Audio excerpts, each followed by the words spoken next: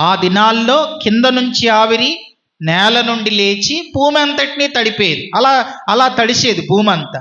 కానీ ఇప్పుడేమో భూమి తడవాలంటే పైనుంచి వర్షం పడవాలి. కనుక అది నోవాహు తను చూడలేదు. పైనుంచి దేవుడు వర్షం కురిపిస్తాను, వాడని కట్టుకోనని చెప్పాడు. తను చూడని దాన్ని తను నమ్మాడు. తర్వాత తన పిల్లలకి చెప్పాడు, వాళ్ళు కూడా విన్నారు. ఇంకో మాట చెప్తాను వినండి. వాళ్ళు విన్నారు అని అంటే వాళ్ళు ఏమైనా చిన్నపిల్ల అంటే వాళ్ళు చిన్నోళ్ళు ఏం కాదు, వాళ్ళు పెద్దోళ్ళే, వయసులో వాళ్ళు పెద్దోళ్ళే. అయితే వాళ్ళు తల్లిదండ్రులు ఇలా అనొచ్చు కదా, డాడీ నీకేమన్నా పిచ్చి పట్టిందా, పైనుంచి వర్షం పడుతుంది అంటున్నావు, ప్రూఫ్స్ ఏమైనా ఉన్నాయా, అసలు కింద నుంచి కదా ఆవిరొచ్చి నేలంతా తడిపేది, కనుక నీకేం తెలుసు అని వాళ్ళు వ్యతిరేకించలేదు.